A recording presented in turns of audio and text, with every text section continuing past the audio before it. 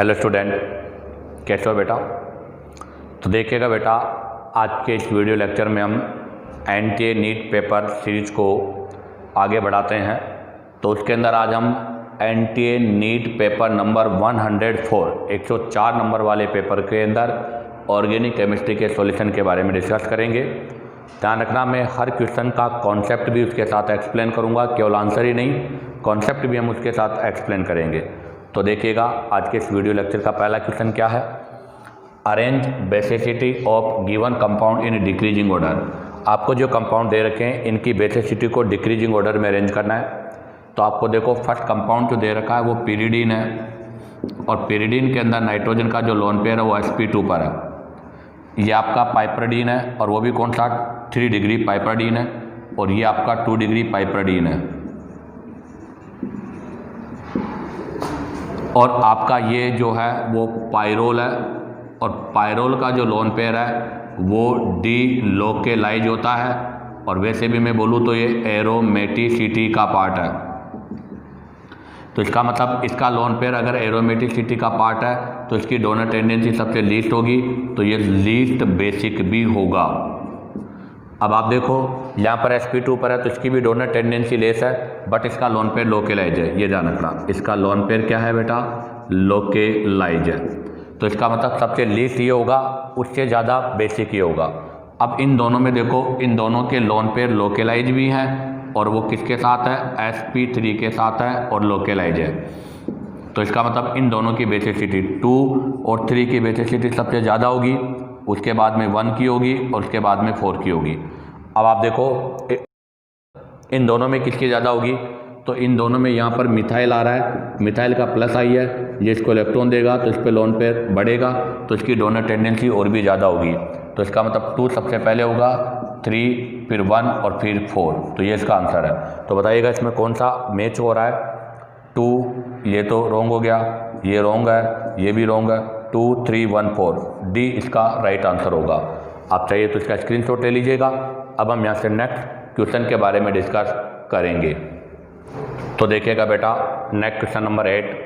In the given reaction, ये आपको reaction given है, CH3 CH2 CBr3 Ag powder के साथ हीट करना है, X बनेगा, आपको बताना है द प्रोडक्ट X इज। तो ये है ट्राई हैलाइड, ध्यान दे, CH3 CH2 C Br और Br, ये है ट्राई हैलाइड। और ट्राई हैलाइड का रिएक्शन जब हम 6Ag पाउडर के साथ रिएक्शन कराते हैं तो बेटा कपलिंग होगा, एलिमिनेशन रिएक्शन का पार्ट है ये। बताओ कौन सी रिएक्शन का पार्ट है ये, एलिमिनेशन रिएक्शन का पार्ट है। यहाँ से कपलिंग होगी, और कपलिंग होगी तो ये यहाँ से 6AgBr रिमूव हो जाएगा, और ये दोनों ऐड हो जाएंगे। तो क्या प्रोडक्ट बनेगा, CCC triple bond CCC, 3 hexyne का फॉर्मेशन हो जाएगा, और it is the part of elimination reaction. तो ये एलिमिनेशन रिएक्शन का पार्ट है। तो बताओ इसका आंसर कौन सा होगा, सी ऑप्शन राइट है, 3 हेक्साइन। अब आ जाएगा नेक्स्ट क्वेश्चन नंबर आपका है, when ethyl iodide and n propyl iodide are allowed to react with sodium in the presence of dry ether. कहने का मतलब है आपके एक तो इथाइल आयोडाइड है C2H5I, और एक आपका एन प्रोपाइल आयोडाइड, इनका रिएक्शन कराना है सोडियम के साथ 2Na, और वो भी किसकी प्रेजेंस में, in presence of dry ether. तो बताओ इस रिएक्शन को हम क्या बोलते हैं बेटा, उर्ज रिएक्शन बोलते हैं। और ध्यान रखना, Wurtz reaction is suitable only for the preparation of symmetrical alkane. ये सिमेट्रिकल एल्केन के फॉर्मेशन के लिए सुटेबल है, यहाँ से अनसिमेट्रिकल एल्केन का फॉर्मेशन नहीं होता। क्यों, क्योंकि जब हम यहाँ पर डिफरेंट हैलाइड लेते हैं तो बनने वाला जो प्रोडक्ट होता है वो होता है मिक्सर ऑफ हाइड्रोकार्बन। तो यहाँ पर हमें मिक्सर ऑफ हाइड्रोकार्बन का ऑब्टेन होता है। तो अब आपको बताना है इस रिएक्शन में यहाँ पर क्या होगा। तो देखो बेटा, C2H5 जब रिएक्शन करेगा तो C2H5 से जो रिएक्शन होगी तो यहाँ पर CH3 CH2 CH2 CH3, अर्थात 2 से 4 कार्बन बन जाएंगे। यहाँ कितने कार्बन है, 3। तो बताओ 3 वाले से कितने कार्बन बन जाएंगे, 2 2 2 6 कार्बन बन जाएंगे। और एक बार इन दोनों में क्रॉस होगा तो ये जो 2 प्रोडक्ट बने वो तो बने सेल्फ वाले, और 1 बनेगा इन दोनों के क्रॉस से, तो 2 और 3 कितने हो गए मिला के 5। ये किससे बना है, क्रॉस से बना है। तो बताओ इसके अंदर टोटल कितने टाइप के प्रोडक्ट बनेंगे, तो यहाँ पर ब्यूटेन भी बनेगा, हेक्सेन भी बनेगा और पेंटेन भी बनेगा। तो 3 टाइप के प्रोडक्ट का फॉर्मेशन हो रहा है। तो फर्स्ट आपका ऑप्शन रॉन्ग है, सेकंड रॉन्ग है, कौन सा राइट है बेटा, थर्ड ऑप्शन आपका राइट है, क्योंकि यहाँ पर जब हम अनसिमेट्रिकल अर्थात डिफरेंट हेलाइड लेते हैं तो उसको हम अनसिमेट्रिकल वुड्स रिएक्शन बोलते हैं, और उसके अंदर हमेशा मिक्सचर ऑफ हाइड्रोकार्बन का फॉर्मेशन होता है, जो कौन से टाइप के होते हैं, एक तो होता है आर आर, एक होता है आर डेस और एक होता है आर डेस, 2 सेल्फ के और एक किसका बनता है बेटा, क्रॉस का होता है। इसी के साथ आपके क्वेश्चन कंप्लीट होते हैं। आप चाहिए तो इसका स्क्रीनशॉट ले लीजिएगा। अब हम यहाँ से नेक्स्ट क्वेश्चन के बारे में डिस्कस करेंगे। तो देखिएगा बेटा, अब हम डिस्कस करेंगे next question number 15। Question number 15 में है glycol forms diethylene glycol on heating with. आपको बताना है कि ग्लाइकोल से किसकी रिएक्शन कराने पर डाई इथाइलिन ग्लाइकोल बनेगा। तो देखो पहले तो ग्लाइकोल होता क्या है, तो इथाइलिन ग्लाइकोल, यह है इथाइलिन ग्लाइकोल, यह है इथाइलिन ग्लाइकोल।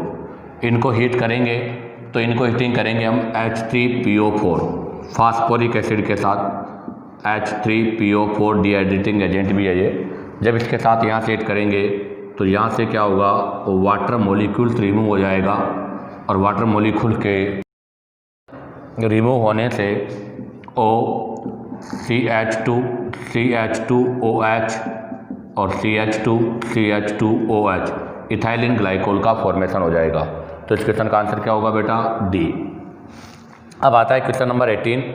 क्वेश्चन नंबर 18 में कह रहा है इन द गिवन रिएक्शन, ये आपको एक रिएक्शन का सीक्वेंस गिवन है, आपको इसमें बताना है कि लास्ट फाइनल प्रोडक्ट वाई क्या है। तो सबसे पहले फिनोल का रिएक्शन करवाना है H2SO4 में। तो आपको बताया फिनोल का H2SO4 में इलेक्ट्रोफिलिक सब्स्टिट्यूशन रिएक्शन है, और इलेक्ट्रोफिलिक सब्स्टिट्यूशन में भी ये कौन सा पार्ट है, सल्फोनेशन का पार्ट है। तो जब हम यहाँ इसके साथ रिएक्शन करेंगे तो बेटा X जो बनेगा उसमें ऑर्थो और पेरा 2 सल्फोनिक एसिड बनेंगे, तो एक ऑर्थो का बनेगा और एक पेरा का बनेगा। अब उसने वहाँ पर लिखा है कि इनमें मेजर, तो आपको पता है पेरा की मेजॉरिटी ज़्यादा होती है, तो पेरा मेजर है और ऑर्थो क्या है बेटा, माइनर है। अब क्या कह रहा है कि जो आपका मेजर प्रोडक्ट बना है उसका रिएक्शन NaOH के साथ। तो आपको पता है जब इसका रिएक्शन हम यहाँ से NaOH के साथ करेंगे तो ये भी एसिड, तो यहाँ से न्यूट्रलाइजेशन हो जाएगा और 2 वाटर मॉलिक्यूल्स रिमूव हो जाएगा। तो ऊपर बनेगा ONA+, और नीचे जो सल्फोनिक एसिड है उसके साथ भी क्या बनेगा, SO3Na+ और माइनस, ये बन जाएगा।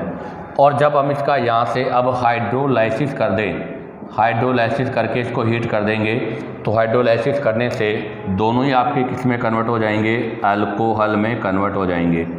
तो आपका ये OH हो जाएगा, आपका सल्फोनिक एसिड भी किस में कन्वर्ट हो जाएगा, OH में। तो यहाँ से ये आपके पास क्या बन गया, 1,4 डाईहाइड्रोक्सी बेंजीन बन गया, 1,4 अगर इसका IPAC की बात करूँ तो इसका IPAC क्या हो जाएगा, इसका IPAC होगा बेंजीन 1,4 डाईओल का फॉर्मेशन हो गया। इसके अलावा इसको हम क्यूनोल भी बोलते हैं, तो ये क्यूनोल का भी फॉर्मेशन हो गया। तो बताइएगा क्वेश्चन नंबर 18 में आपके पास जो वाई प्रोडक्ट है वो वाई प्रोडक्ट क्या होगा। तो क्वेश्चन नंबर 18 का जो वाई प्रोडक्ट होगा वो आपका सी हो गया। इसी के साथ आपके दोनों क्वेश्चन कंप्लीट है। आप चाहे तो इसका स्क्रीनशॉट ले लीजिएगा। अब हम यहाँ से नेक्स्ट क्वेश्चन के बारे में डिस्कस करेंगे। तो देखिएगा next question number 25, in the given reaction, ये गिवन रिएक्शन आपको एसिटाल्डिहाइड, इसका रिएक्शन करना है 3 मोल फॉर्मेल्डिहाइड के साथ डाइल्यूट सोडियम कार्बोनेट। और डाइल्यूट का मतलब क्या हो गया, तो ये हो गया आपका एल्डोल कंडेंसेशन रिएक्शन हो गया। तो यहाँ पर हमें एल्डोल कंडेंसेशन करना है, तो बताना है एक्स क्या होगा। 3 मोल हमें फॉर्मेल्डिहाइड लेना है, ध्यान दें। तो देखिएगा इसका सॉल्यूशन। तो हमें पता है कि एल्डोल कंडेंसेशन में सबसे पहले आपका जो अल्फा हाइड्रोजन है वो अल्फा हाइड्रोजन वाला प्रोसेस या अल्फा हाइड्रोजन वाला कार्बोनिल यूज होगा। तो यहाँ पर हमने ये लिया है, तो ये बेस है। बेस सबसे पहले इस हाइड्रोजन को रिमूव करेगा और यहाँ से CH2CHO माइनस बना देगा। और अब ये किसकी तरह बिहेव करेगा बेटा, न्यूक्लियोफाइल की तरह बिहेव करेगा। अब ये अटैक करेगा किसके ऊपर, फॉर्मेल्डिहाइड के ऊपर। तो अब हम इसका अटैक करेंगे फॉर्मेल्डिहाइड के ऊपर। ये यहाँ शिफ्ट हो जाएगा, यहाँ प्लस, यहाँ माइनस, माइनस प्लस पे आ जाएगा। तो क्या बन जाएगा बताओ, तो ये बन जाएगा CH2CHO और इसके साथ ये ग्रुप जुड़ जाएगा CH2O माइनस। एसिडिक मीडियम में हाइड्रोलाइसिस कर देंगे तो ये बन जाएगा क्या, CH2CHO और CH2OH। अब आप देखो अभी भी इसके पास 2 अल्फा हाइड्रोजन और है, तो फर्दर फ्री रिएक्शन होगा। फर्दर फ्री रिएक्शन होगा तो बताओ क्या हो जाएगा, ये किस में कन्वर्ट हो जाएगा, तो ये कन्वर्ट हो जाएगा CH माइनस CHO और CH2OH। न्यूक्लियोफाइल है, इसका अटैक करेंगे वापस फॉर्मेल्डिहाइड के ऊपर। ये यहाँ शिफ्ट हो जाएगा, या पार्शली पॉजिटिव या पार्शली नेगेटिव, नेगेटिव पे पॉजिटिव आ जाएगा। तो बताओ क्या प्रोडक्ट बन जाएगा, सेम वही प्रोडक्ट हो जाएगा। तो CHO यहाँ पर आ जाएगा CH2OH और इधर भी क्या बन जाएगा, CH2OH। अब देखो इसके पास अभी भी एक और अल्फा हाइड्रोजन है। अगर इसके पास एक और अल्फा हाइड्रोजन है तो फिर ये नेगेटिव में कन्वर्ट हो जाएगा। तो इसको फिर हम कोई न्यूक्लियोफाइल बना देंगे जो अटैक करने के लिए रेस्पॉन्सिबल है। तो ये न्यूक्लियोफाइल बन गया, ये CHO हो गया और ये CH2OH हो गया। अब ये अटैक करेगा किसके ऊपर, अगेन फॉर्मेल्डिहाइड के ऊपर। तो फॉर्मेल्डिहाइड ग्रुप फिर यहाँ जुड़ जाएगा, तो ये बन जाएगा OH CH2C CHO CH2OH और यहाँ भी क्या हो जाएगा, CH2OH। तो ये आपका फाइनल प्रोडक्ट बनेगा जिसके अंदर हम 3 मोल फॉर्मेल्डिहाइड यूज करेंगे। तो बताओ इसका कौन सा आंसर सही है। तो अगर 1 मोल यूज करेंगे तो ये तो इसका रॉन्ग है। अगर हम 2 मोल यूज करेंगे तो ये बनेगा, और आप देखो 3 मोल यूज करेंगे तो ये बनेगा, और अगर हम आगे रिएक्शन करते तो फिर ये बनता, बट वहाँ पर 3 मोल है, इसलिए इसका कौन सा आंसर सही है, C। अब आप चाहो तो इसका यहाँ से स्क्रीनशॉट ले लीजिएगा। अब हम यहाँ से नेक्स्ट क्वेश्चन के बारे में डिस्कस करेंगे। तो देखिएगा बेटा, नेक्स्ट क्वेश्चन नंबर 26। आपको 26 में ये अमाइड दे रखा है 3 डिग्री अमाइड, और 3 डिग्री अमाइड का ला के साथ रिडक्शन करना है। तो अमाइड के रिडक्शन से हमें पता है कि जब हम अमाइड का रिडक्शन करते हैं तो उससे अमाइन का फॉर्मेशन होता है। तो अगर 1 डिग्री अमाइड है तो 1 डिग्री अमाइन, 2 डिग्री अमाइड है तो 2 डिग्री अमाइन, और अगर 3 डिग्री अमाइड है तो अमाइन भी क्या होगा, 3 डिग्री होगा। तो यहाँ पर इसके रिडक्शन से प्रोडक्ट बनेगा 3 डिग्री अमाइन। तो क्या प्रोडक्ट बनेगा, PHC double bond ON methyl और मिथाइल। जब इसका रिडक्शन करेंगे तो H2 यहाँ जाएगा, H2 यहाँ जाएगा, तो PHCH2N मिथाइल मिथाइल और साथ में ये H2 के रूप में बाहर हो जाएगा। तो ये आपका फाइनल प्रोडक्ट है। तो बताओ X की वैल्यू क्या होगी, first wrong, second wrong, third wrong, fourth right है, जो कि क्या है, 3 डिग्री अमाइन है। अब आता है next question number 31। Which of these compounds will not form ट्राईब्रोमो derivative. आपको बताना है इनमें से कौन सा प्रोडक्ट ट्राईब्रोमो डेरिवेट नहीं बनाता। पहला एनीसोल, तो ये एनीसोल का स्ट्रक्चर है, और आपको पता है एनीसोल में इसका प्लस M है, तो जब हम ब्रोमो के साथ कराएंगे तो ऑर्थो पेरा ऑर्थो, अर्थात यहाँ पर तो ट्राईब्रोमो प्रोडक्ट बन जाएगा। सेकेंड है फिनॉल। अगर हम फिनॉल लेंगे तो आपको पता है फिनॉल का भी प्लस M है, और ये भी ऑर्थो पेरा डायरेक्टर है, तो यहाँ पर और यहाँ पर तीनों जगह पर प्रोडक्ट होगा, तो यहाँ से भी ट्राईब्रोमो बनेगा। अगला आता है ऑर्थोक्रिसोल। ऑर्थोक्रिसोल ये होता है बेटा ऑर्थोक्रिसोल। अब देखो अभी भी OH के अकॉर्डिंग होगा, प्लस M है, ऑर्थो पेरा डायरेक्टर है, तो ऑर्थो पर पेरा पर लगा देगा, बट ये पोजीशन बुक है, इसलिए यहाँ पर डाईब्रोमो बनेगा, न कि ट्राईब्रोमो। जबकि इसमें भी क्या बनेगा, ट्राईब्रोमो, और इसमें भी क्या बनेगा बेटा, ट्राईब्रोमो। तो इसका मतलब फर्स्ट भी बना रहा है, सेकंड बना रहा है, बट थर्ड में ट्राईब्रोमो नहीं बन रहा, इसलिए इसका आंसर क्या होगा, C। Next salicylic acid. ये होता है बेटा सैलिसिलिक एसिड। यहाँ पे मैंने COOH लगा दिया, और इसका रिएक्शन जब हम Br2 के साथ करते हैं तो आपको पता है यहाँ पे OBr हो जाएगा, और ये खुद भी हाफमान ब्रोमाइड डिग्रेडेशन रिएक्शन करेगा।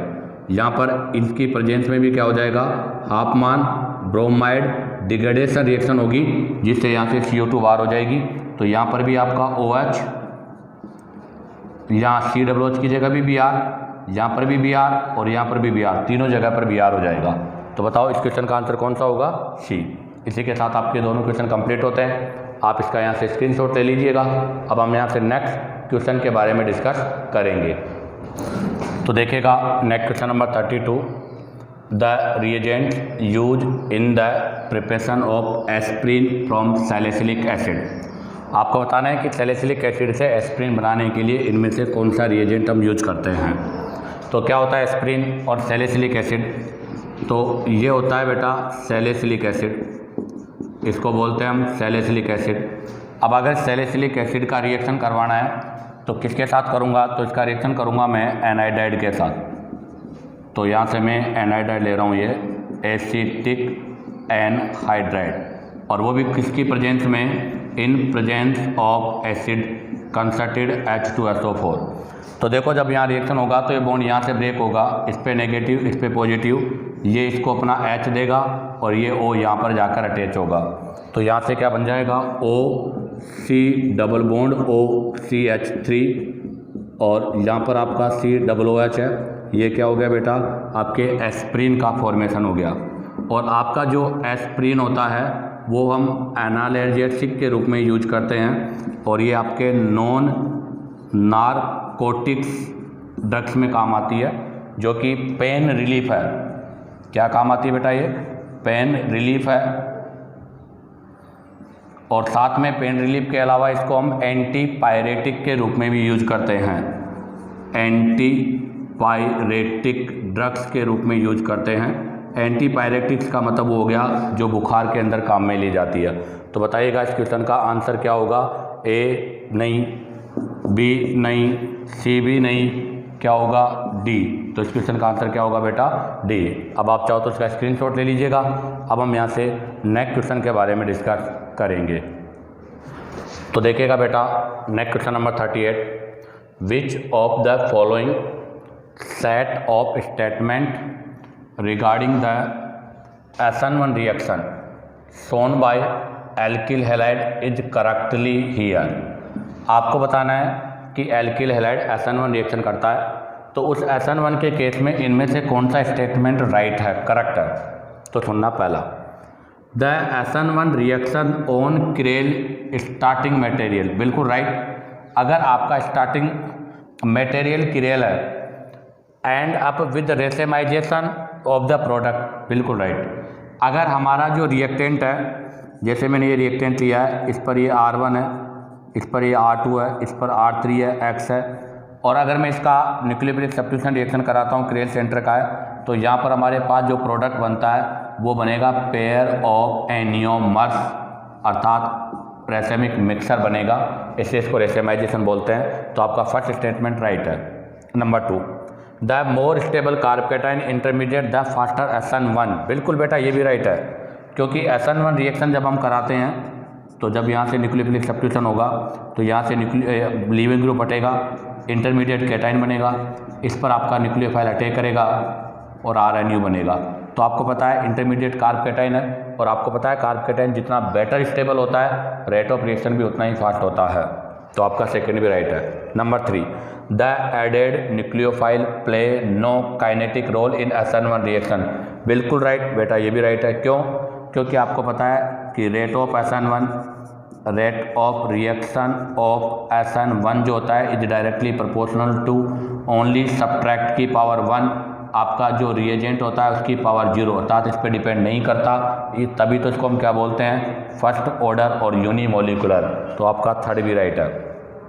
अब हम डिस्कस करेंगे 4, the SN1 reaction involve the inversion of configuration optically active substance, but ये गलत है क्योंकि यहाँ रेसेमाइजेशन होता है। अगर रेसेमाइजेशन होगा तो रेसेमाइजेशन में इन्वर्जन तो होगा ही होगा, उसके साथ साथ में यहाँ पर रिटेंशन का प्रोडक्ट भी फॉर्मिड होगा, इसलिए स्टेटमेंट नंबर 4 रॉन्ग है। तो बताओ इस क्वेश्चन का आंसर क्या होगा? A wrong, B wrong, C wrong, D right है, अर्थात statement first, second, third right है और स्टेटमेंट नंबर 4 रॉन्ग है। इसी के साथ आपका एक क्वेश्चन कंप्लीट होता है, आप इसका स्क्रीनशॉट लीजिएगा।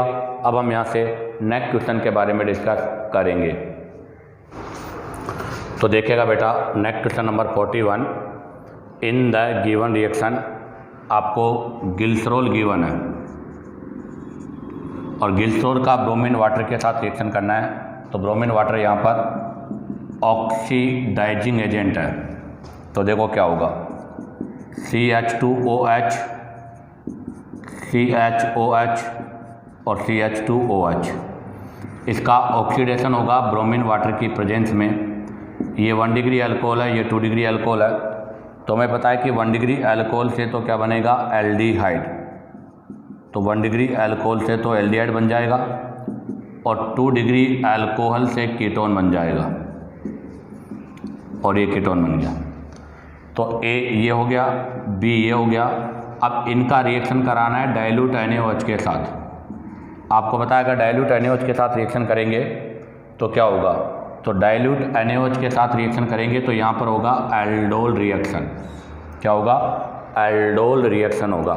क्या होगा बेटा, एल्डोल रिएक्शन होगा। अब आप देखो जब एल्डोल रिएक्शन होगा तो एल्डोल रिएक्शन में क्या है, तो एल्डोल रिएक्शन में यहाँ पर आपका कीटोन है और यहाँ पर है, ये दोनों कंबाइन हो जाएंगे और कंबाइन होने से किसका फॉर्मेशन होगा बेटा, फ्रक्टोज का फॉर्मेशन होगा। किसका फॉर्मेशन होगा, फ्रक्टोज का फॉर्मेशन होगा। कैसे होगा वो देखिएगा।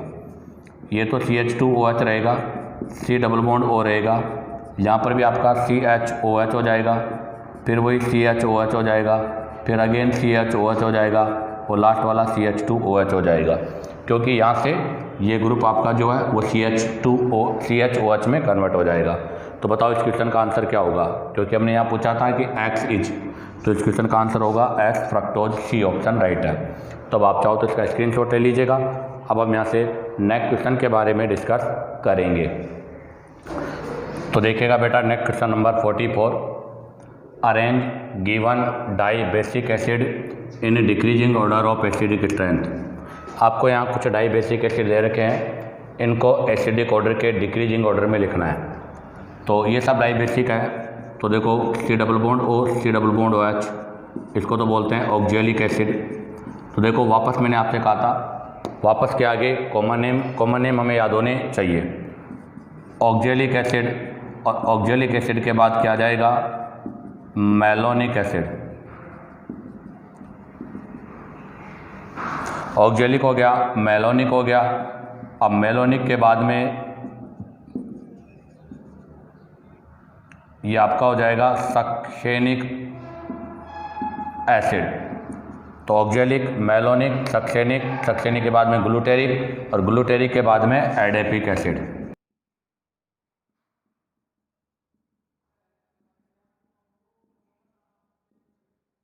ये आपका एडेपिक एसिड हो गया।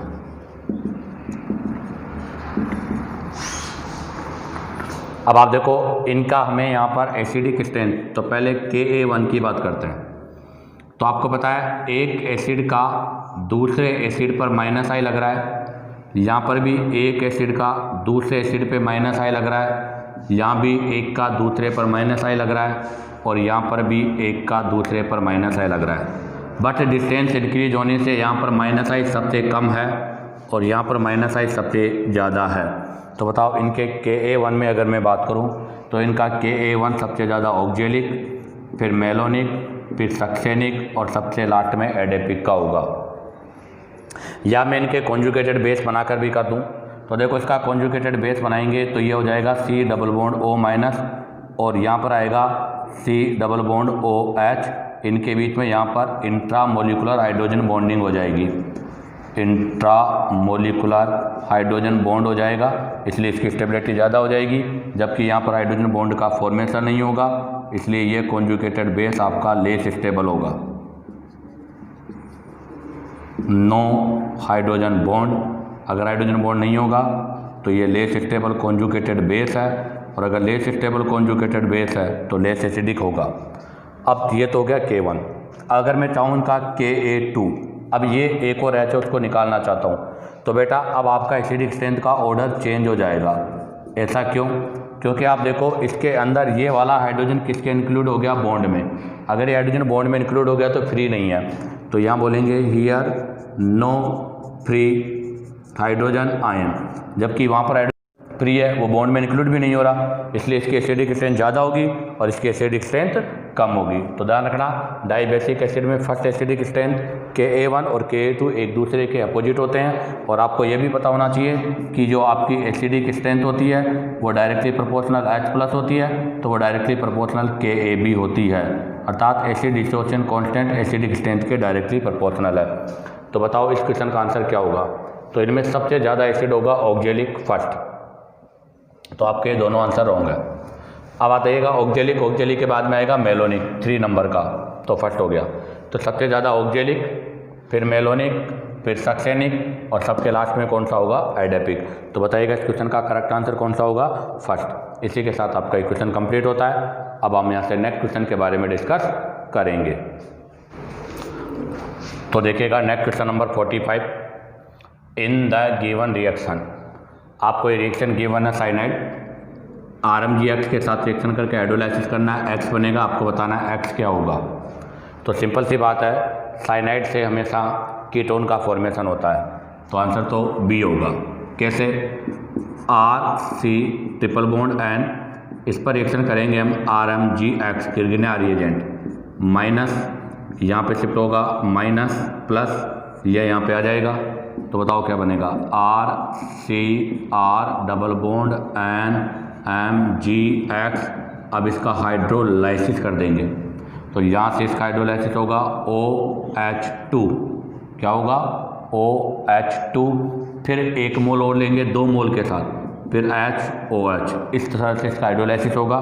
तो 2 मोल यहाँ पर वाटर की रिक्वायर्ड है, तो ये तो बन जाएगा RCR डबल बॉन्ड और कीटोन, बीच वाला पोर्शन बन जाएगा अमोनिया और लास्ट वाले में हो जाएगा MgXOH। तो ध्यान रखना, आपके जो साइनाइड होते हैं उनसे हमेशा कीटोन बनता है, किसको छोड़कर, एक्सेप्ट हाइड्रोजन साइनाइड को छोड़कर। क्यों, क्योंकि हाइड्रोजन साइनाइड के साथ जब RmGx का रिएक्शन होगा तो इसके अंदर ये एक्टिव हाइड्रोजन है, और आपको पता है गिन्या रिएजेंट एक्टिव हाइड्रोजन के साथ रिएक्शन करके हाइड्रोकार्बन का फॉर्मेशन करता है। तो इस क्वेश्चन का आंसर आपका बी होगा। इसी के साथ आपका बेटा ये एनटीए नीट पेपर नंबर 104 का सॉल्यूशन कंप्लीट होता है। मैंने आपको हर क्वेश्चन को विद कॉन्सेप्ट एक्सप्लेन करने की कोशिश की है। उम्मीद करता हूँ कि आपको वीडियो पसंद आया होगा। अगर वीडियो पसंद आया हो तो बेटा लाइक, सब्सक्राइब और शेयर करें, ताकि आपको नए वीडियो के अपलोड का नोटिफिकेशन जो है उसकी इन्फॉर्मेशन मिल जाए।